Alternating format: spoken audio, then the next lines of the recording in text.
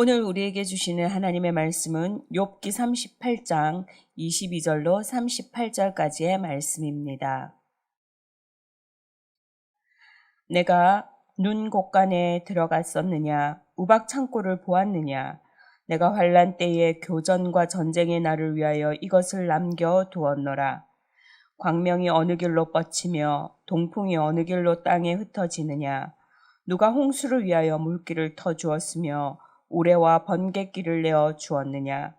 누가 사람 없는 땅에 사람 없는 광야에 비를 내리며 황무하고 황폐한 토지를 흡족하게 하여 연한 풀이 돋아나게 하였느냐? 비에게 아비가 있느냐? 이슬방울은 누가 낳았느냐? 얼음은 누구의 태에서 났느냐? 공중의 서리는 누가 낳았느냐?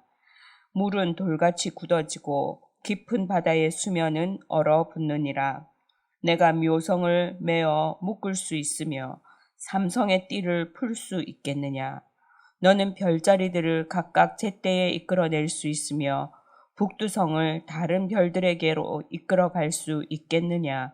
내가 하늘의 궤도를 아느냐? 하늘로 하여금 그 법칙을 땅에 베풀게 하겠느냐?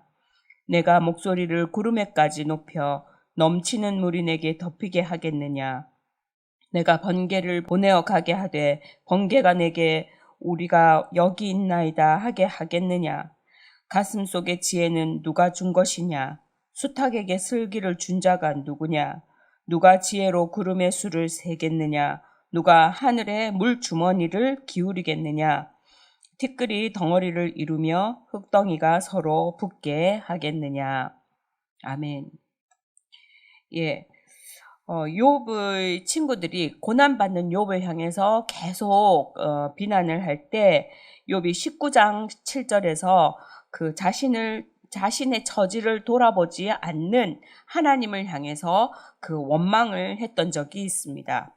그리고 13장에서는 자기 의를 드러내면서 하나님 제가 이렇게 하지 않았습니까? 그리고 13장 22절에 가서 자신에게 하나님 대답 좀 해주세요. 대답 좀 해주세요 하고 요청한 적이 있습니다. 이런 욥을 향해서 드디어 하나님께서 말씀하십니다. 그 말씀을 하시기에 앞서서 3절에 보니까 어제 본문에 보니까 그 하나님의 계시의 말씀을 듣는 욥에게 하나님은 허리를 묶어라 말씀하십니다. 허리를 묶는다는 것은 이제 주의를 환기시키는 거죠. 우리가 전쟁 나갈 때에도 허리를 딱 묶고 하나님의 말씀을 들을 때 허리를 묶는 장면들이 이렇게 많이 나옵니다. 어떤 결단을 할 때도 그렇고요. 그래서 이제 허리를 묶는다는 것은 내가 중요한 이야기를 하겠다는 하나님의 뜻입니다. 자, 하나님은 그동안 정말 우리가 지금 이제까지 달려오는 그 시간까지 하나님은 침묵하고 계셨습니다. 하나님은 즉각적으로 우리의 기도에 우리의 상황에 반응하실지 않을 수 있습니다. 그러나 잠잠하게 계시는 것 같고 이 상황을 모르시는 것 같지만 그것이 아니고 하나님은 하나님의 때에 정말로 구체적으로 우리 삶에 개입하신다는 것을 이제 오늘 말씀을 통해서 볼 수 있습니다. 그것만이 아니라 우리의 삶에서 정말 고난의 때뿐만이 아니라 모든 것에서 하나님이 너는 모르지만 나는 곳곳에서 내가 잠시도 쉬지 않고 내 일을 하고 있었다 하는 것에 대해서 말씀하시는데요. 자, 22절에 보니까 내가 눈 곳간에 들어갔었느냐 우박 창고를 보았느냐 말씀하십니다. 눈 쌓인 곳간에 들어가 본 사람이 어디 있겠습니까? 우박이 쌓인 창고를 본 사람이 어디에 있겠습니까? 그런 창고가 있기는 하겠습니까? 눈이나 우박이 어디 창고에 갇혀 있는 겁니까? 그래서 창고 문 딱 열어가지고 이렇게 오늘은 이만큼의 강수량이 필요하고 여기에 이게 필요하다. 그렇게 하느냐? 그것을 본 적이 있느냐? 누가 그것을 다스리는 겁니까? 하나님이 그 창고가 되어주시고 그 곳간이 되어주시는 분이 하나님이시고 그것을 주관하시는 분이 하나님이신 것을 말씀하시는 것이지요. 23절에도 보니까 내가 환난 때에 교전과 전쟁의 날을 위하여 이것을 남겨두었다 말씀합니다. 눈과 우박을 말씀하시는 거지요. 자, 눈과 우박이 하나님의 심판을 위해서 이 전쟁, 교전 이것들은 다 하나님의 심판으로 사용되어지는 것들이지요. 자, 그것들을 위해서 내가 창고에 남겨두었다고 말씀하십니다. 우박은 우리가 구약 성경을 통해서 늘 하나님의 심판의 도구로 또는 악인들을 징벌하는 수단으로 사용되어 왔습니다. 근데 눈이라고 하는 것은 우리가 눈이 내리면 아이들이나 바둑이들은 막 좋아하지요. 정말 여기서는 눈 구경을 해볼 일도 없고 눈이 올 거라는 상상조차 하지 않잖아요.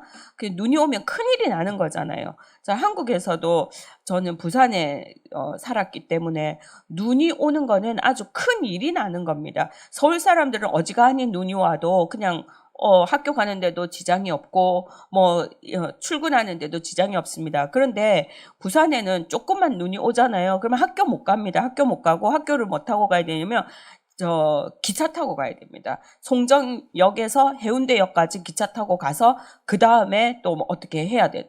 그 고갯길, 언덕길을, 달맞이 고개를 버스는 못 가는 겁니다. 그만큼 눈에 대해서 취약한 지역인데요. 자, 이렇게 눈이라고 하는 것은 인명에 그리고 곡식에 초목에 큰 피해를 주는 것입니다. 눈이 좋은 면도 있지만 우리가 눈이 많이 오면 그것의 피해는 고스란히 사람에게 작물들에 가게 되어 있습니다. 그래서 하나님의 그 목적에 따라서 하나님의 필요에 따라서 눈과 우박을 자유자재로 움직이시는 하나님, 그 하나님을 이제 내가 그 모든 것을 창조했고 내가 그것들을 움직인다 하는 것을 말씀하십니다. 24절에 보니까 광명이 어느 길로 뻗치며 동풍이 어느 길로 땅에 흩어지느냐 말씀합니다. 빛이 어디로 뻗치는지, 바람이 어디로 부는지, 이 모든 자연 현상에도 하나님의 통제와 섭리가 있음을 이제 말씀을 통해서 나타내고 있습니다. 25절에도 마찬가지로 이제 그 홍수에 대해서 말씀하시는데요. 홍수, 우레, 번개, 이 모든 것에 길을 내시는 분이 바로 하나님이시라고 말씀하고 있습니다. 자, 26절에도 보니까 이제 누가 사람 없는 땅에 사람 없는 광야에 비를 내리며 말씀하고 있습니다. 자, 비라고 하는 건요. 비. 자, 비는 너는 착하니까 비를 많이 맞아도 돼. 이렇게 많이 주고 너는 참 악해. 그러니까 너는 가뭄이 들어야 돼. 그래서 너에게는 비를 내리지 않아. 이렇게 한다면 내 머리 위에 그 강수량에 따라서 은혜의 정도 그리고 그 사람의 착하고 악한 정도를 알 수 있다고 한다면 참 어떤 세상이 될지 모르겠어요. 그런데 비는 의인이나 악인이나 정말 어떤 사람에도 상관없이 모든 동식물 그리고 조류, 피조물 어떤 것 할 것 없이 파충류, 심지어는 파충류에게까지 모든 동식물들에게 동일하게 내리는 것이 비입니다. 그래서 우리가 은혜를 상징할 때 비로 상징하는 겁니다. 은혜의 단비를 내려 주옵소서 하는 것은 정말 우리 하나님께서는 그 누구에게도 동일하게 그 누구를 위해서도 동일하게 예수 그리스도가 오신 것처럼 이 땅의 모든 영혼들을 향해서 예수 그리스도의 구원의 사역이 이루어진 것처럼 이제 그 단비, 은혜의 단비가 모든 사람에게 골고루 내려지는 것을 상징합니다. 만물에 대한 하나님의 자비와 관심이 바로 이 비인 것입니다. 이 자비와 관심이 27절에 가서 황무하고 황폐한 토지를 흡족하게 하여 연한 풀이 돋아나게 하였다고 말합니다. 황폐한 땅에 푸른 그 초목이 돋아나게 한다는 것입니다. 하나님의 사람을 향한 피조물들을 향한 그 사랑, 정말 그 관심, 그것이 바로 이제 황폐한 땅에 초목이 돋게 하시는 하나님의 역사, 하나님의 사역으로 나타난다는 것이지요. 그 28절에 가서 비와 이슬에 대해서 말씀하고 있습니다. 자, 비와 이슬, 비가 없는 이스라엘 땅에서는 이슬을 통해서 생명이 자라나게 하죠. 그 생명이 자라나는 것은 무엇입니까? 바로 사람이 먹고 살아가는, 그래서 생명과 직결되어 있는 문제입니다. 그래서 이 비와 이슬을 통해서 생명을 살리는 것, 그러나 그것들의 비와 이슬에 어미가 있고 아비가 있느냐 하는 말입니다. 어미 없고 아비 없어도 그들은 그들의 그것들이 제 몫들을 다 감당하고 있는 것, 그것이 누구의 역할입니까? 바로 하나님이 하시는 일이라는 거지요. 29절에 가서 얼음도 서리도 누가 낳지 않았다고 말씀하고 있습니다. 얼음도 서리도 낳은 지가 없지만, 그 낳은 것이 없지만 하나님이 창조하시고 하나님이 그것들을 사용하시고 하나님의 섭리 가운데 두신다는 것이지요. 30절에 가서 얼음을 누가 굳게 하는가를 묻고 있습니다. 얼음을 누가 굳게 해요? 인공 눈이 있어가지고 인공적으로 어떻게 하고 어디 재해를 내리고 이렇게 그런 것들이 실험이 되어지고 있다. 러시아에서 하고 미국에서 하고 그런 이야기들을 우리가 듣잖아요. 그래서 그것들이 이제는 사람이 자연의 영역에까지 뻗쳐 있고 모든 것을 할 수 있어. 결론이 그런가요? 그 이유가 어떻게 되죠? 더 너무나 많은 재앙들을 가지고 오고 많은 부작용들이 나타나는 것을 볼 수 있습니다. 하나님의 하시는 일을 흉내낼 수 있겠지만 그 흉내내는 것은 하나님은 전체 우주를 아우르시고 그것들을 정말 하나님이 섭리해 가시고 정말 우리의 혈관 하나하나가 돌듯이 우리의 몸의 여러 기관들이 정말 지체로 이어져서 하나의 원활한 기능을 하는 것과 다르게 어느 한 부분을 너무 강조하고 어느 한 부분에 결핍이 있으면 반드시 찌그러지게 되어 있고 그것들이 일그러지게 되어 있고 어느 순간에 찢어지게 되는 거죠.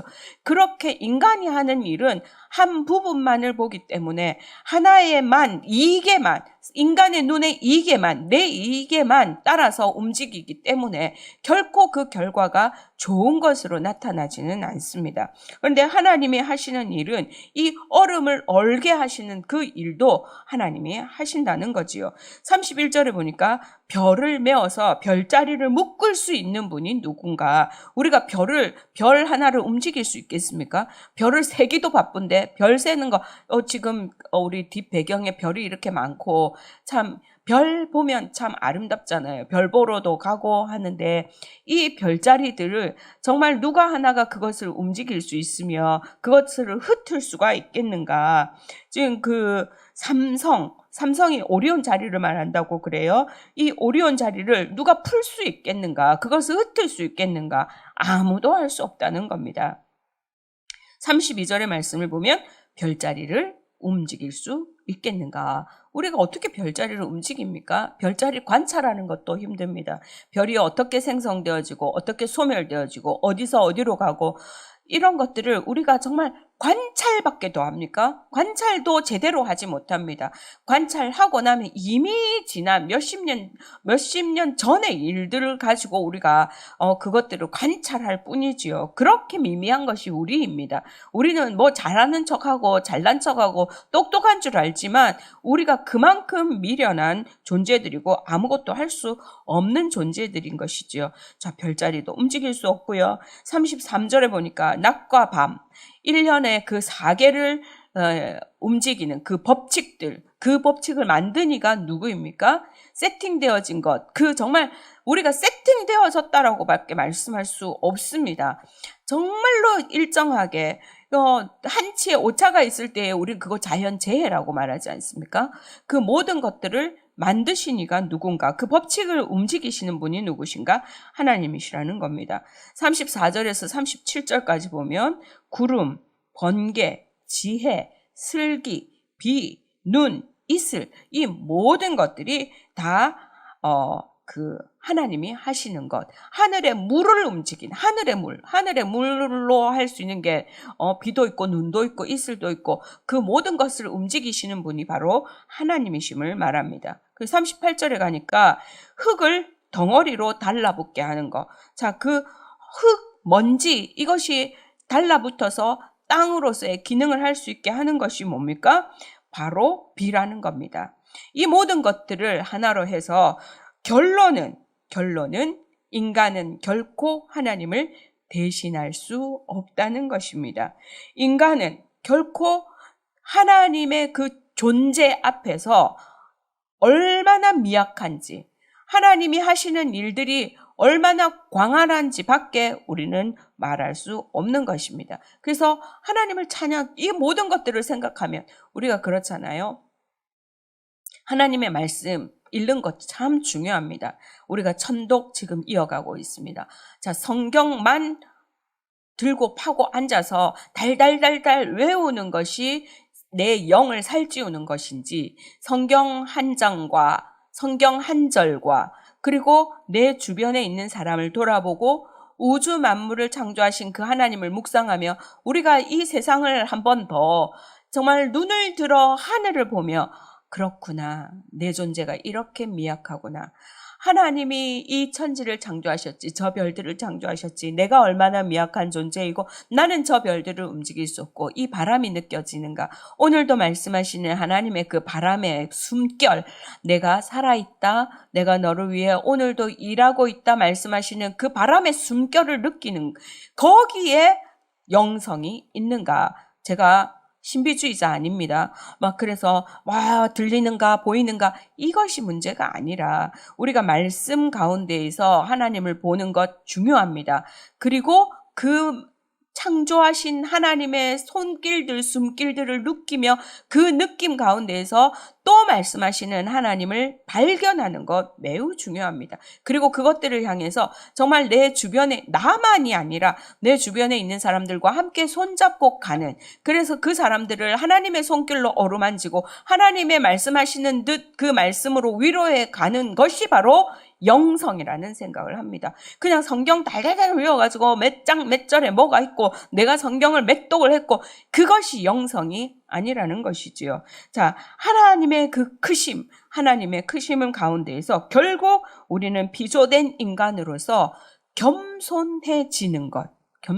내가 그 하나님이 창조하신 거 그래서 어쨌다고가 아니라, 그렇지, 하나님은 일하고 계시고 오늘도 나를 돌아보시고 세밀하게 나의 모든 별을 돌리시는 하나님이, 달을 움직이시는 하나님이, 물을 움직이시는 그 하나님이 내 마음 아시고 내 상황 아시고 나를 향해서 계획하고 계시지라고 고백할 수 있는 것, 그것이 바로 나를 겸손하게 하는 것인데, 하나님은 나에게 그 겸손을 요구하신다는 것입니다. 그래서 어떤 상황 가운데에서도 내가 하나님 이럴 수 없어요가 아니라, 하나님 오늘도 또 나에게 이런 것들을 통해서 자라게 하시는군요 라고 받아들이는 것 자체가 겸손이 되어지는 겁니다. 자, 피조물인 인간은 오직 그분이 하시는 일들을 믿으며 또 그 가운데서 하나님을 찬송해야 하는 것밖에 우리의 할 일이 없습니다. 무엇을 함으로 인해 하나님이 기뻐하시는 것이 아니라 하나님의 존재를 인정하고 그 하나님께서 나를 다스려 가시고 내가 하나님의 뜻 가운데 살아가겠습니다 하는 것, 그것이 하나님을 기쁘시게 하는 삶입니다. 이제 우리가 성탄절을 며칠 앞두고 있습니다. 정말 이 땅에 오신 예수 그리스도를 기다리며 다시 오실 주님 앞에서 오늘도 주어진 삶에 모든 것이 하나님이 하시는 것입니다라고 고백하며 겸손하게 주님을 찬양하시는 그 자리에 서는 저와 여러분 될 수 있기를 주님의 이름으로 축원합니다.